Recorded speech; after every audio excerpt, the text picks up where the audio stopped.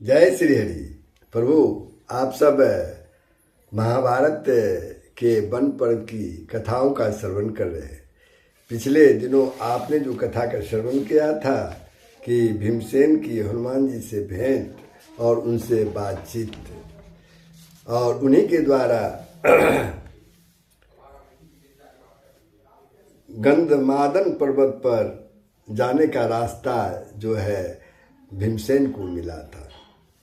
अब आगे की जो कहानी है वह है भीम के सौगंधिक वन में पहुंचने पर यक्ष राक्षसों से युद्ध होना तथा युधिष्ठिर आदि का भी वहां पहुंच जाना और सबका वापस लौटना, ये प्रसंग है।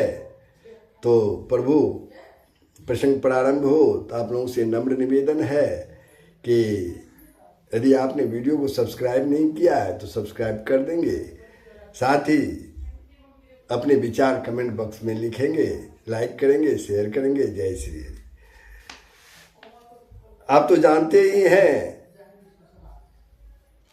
कि हनुमान जी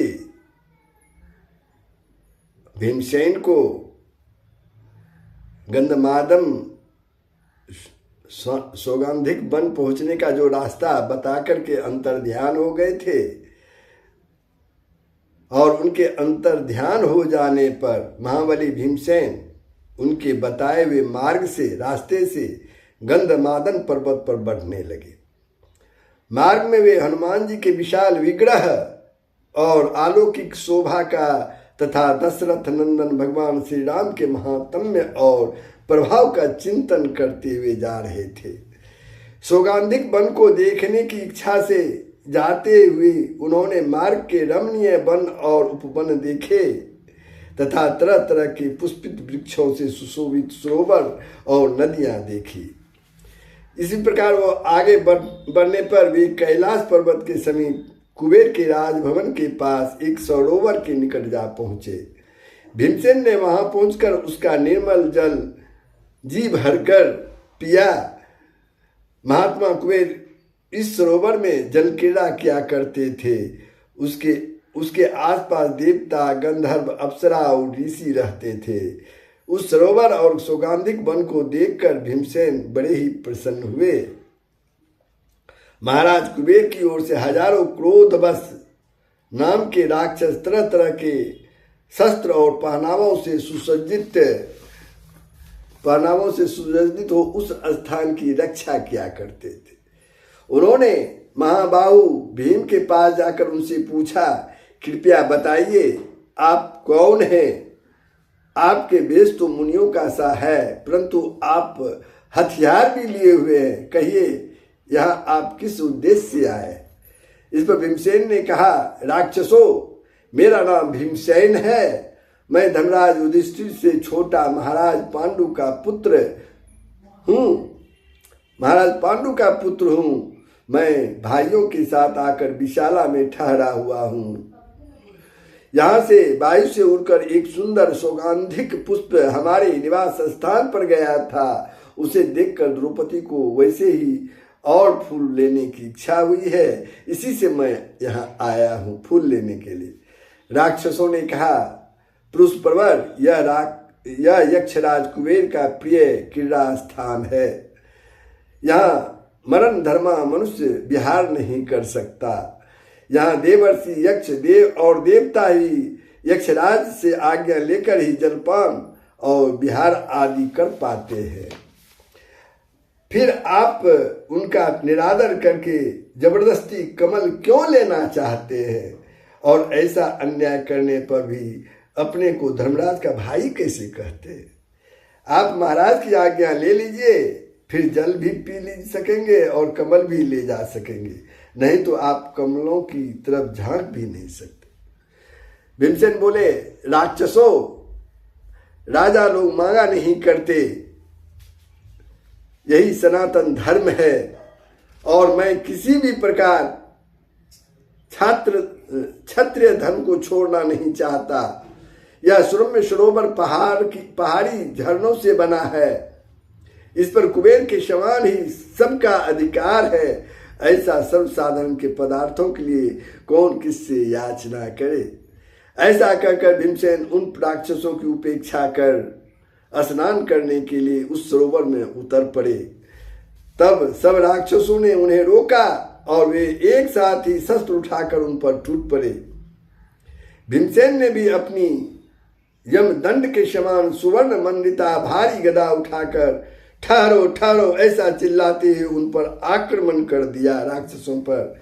इससे राक्षसों का रोष बढ़ गया और वे चारों ओर से घेर कर उन पर तोमर और पटिश आदि अस्त्र शस्त्रों की वर्षा करने लगे। महात्मा भीम ने उनके सब बाणों को विफल कर दिया और उनके शस्त्रों को खंड खंड करके सरोवर के पास ही सैकड़ों वीरों को बिछा दिया। भीमसेन की मार से प्रीत और अचेत हुए वे क्रोधवश राक्षस रणांगण से भागे और विमानों पर चढ़कर आकाश मार्ग से कैलाश की चोटियों पर चले गए। उन्होंने यक्षराज कुबेर के पास जाकर बहुत डरते डरते युद्ध में भीमसेन के बल और पराक्रम का वर्णन किया। इस पर भीम सुगंधित रम्य कमलों को बीनने लगे। राक्षसों की बात सुनकर कुबेर बड़े हंसे और बोले, मुझे इन सब बातों का पता है। द्रौपदी के लिए भीमसेन को जितने कमल चाहिए उतने ले जाएं। इससे राक्षसों का क्रोध ठंडा पड़ गया और वे भीमसेन के पास आए। इधर बद्रिका आश्रम में भीमसेन के युद्ध की सूचना देने वाला बड़ा वेगवान, तीखा और धूल बरसाने वाला वायु चलने लगा। वहां बार बार बड़ी ही गड़गड़ाहट के साथ पृथ्वी पर उत्पात होने लगा, जो सबके हृदय में बड़ा भय उत्पन्न कर देता था। धूल से ढक जाने के कारण सूर्य का तेज मंद पड़ गया, पृथ्वी डगमगाने लगी, दिशाएं लाल लाल हो गई, मृग और पक्षी चित्कार करने लगे, सब ओर अंधेरा ही अंधेरा छा गया। आंखों से भी कुछ नहीं सूझता था। इनके सिवा वहां और भी अनेकों भयंकर उत्पात होने लगे। ऐसी विचित्र स्थिति देखकर धर्मपुत्र युधिष्ठिर ने कहा, पांचाली भीम कहाँ है? पांचाली भीम कहाँ है? मालूम होता है वह कहीं कुछ भयंकर कर्म करना चाहता है या कुछ कर बैठा है, क्योंकि वे अकस्मात होने वाले उत्पात किसी महान युद्ध की सूचना दे रहा है। तब द्रौपदी ने कहा, राजन, वायु से उड़कर जो सुगंधित कमल आया था वह मैंने प्रेम पूर्वक भीमसेन को भेंट करके कहा था, यदि आपको ऐसे बहुत से फूल मिल जाए तो आप उन्हें लेकर शीघ्र ही आ जाएं। वे महाबाहु मेरा प्रिय करने के लिए उन कमलों की खोज में अवश्य पूर्वोत्तर दिशा की ओर गए हैं। द्रौपदी के ऐसा कहने पर महाराज युधिष्ठिर ने नकुल सहदेव से कहा, जिस ओर भीम गया उसी ओर हम सबको शीघ्र ही साथ साथ चलना चाहिए। राक्षस लोग तो ब्राह्मणों को ले चले और भैया घटोत्कच तुम द्रौपदी को ले चल। देखो, भीमसेन ब्रह्मवादी सिद्ध पुरुषों का कोई अपराध करे, इससे पहले यदि हम लोग आप लोगों के प्रभाव से पहुंच जाएं तो बहुत अच्छा हो।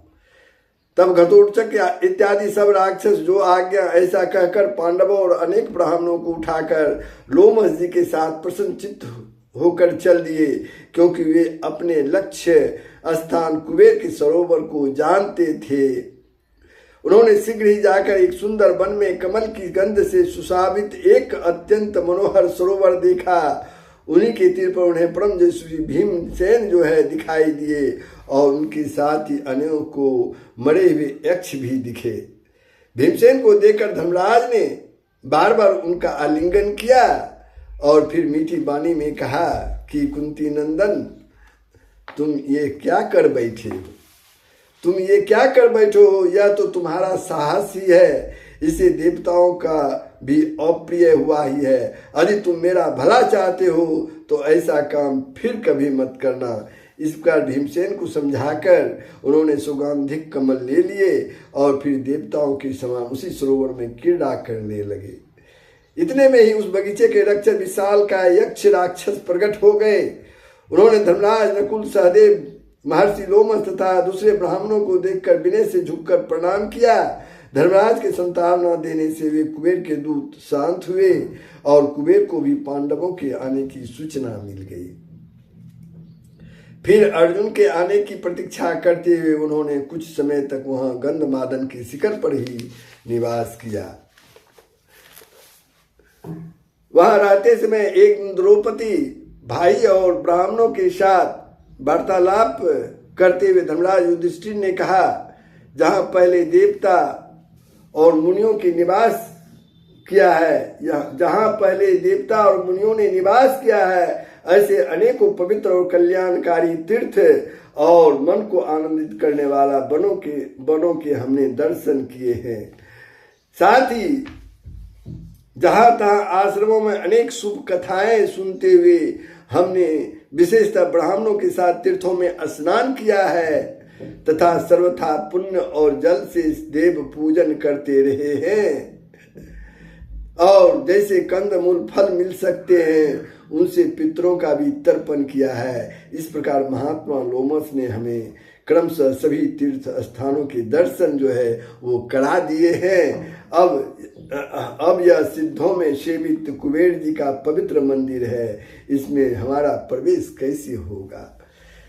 जिस समय धर्मराज इस प्रकार बातचीत कर रहे थे उसी समय उन्हें आकाशवाणी सुनाई दी कि अब तुम यहाँ से आगे नहीं जा सकते, यह मार्ग बहुत दुर्गम है, इसलिए कुबेर के आश्रम से आगे न बढ़कर तुम जिस मार्ग से आए हो उसी से श्री नरनारायण के स्थान बद्रिका आश्रम को लौट जाओ।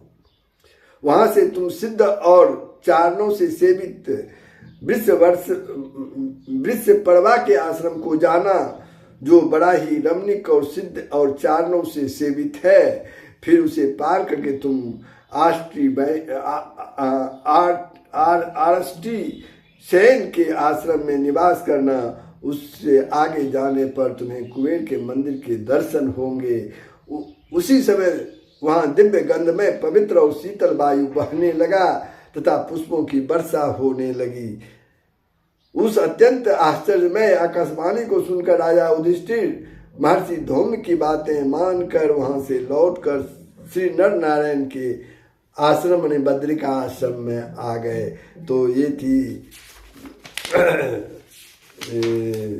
भीम के सौगंधिक वन में पहुंचने पर यक्ष राक्षसों से युद्ध होना तथा युधिष्ठिर आदि का भी वहां पहुंच जाना और सबका वापस लौटना। तो ये प्रसंग यहीं समाप्त होता है बंधु। आगे अपना विचार जरूर ही हमें लिख भेजेंगे, शेयर करेंगे, कमेंट करेंगे। सबका कल्याण हो, पूरे विश्व का कल्याण हो। जय श्री हरि।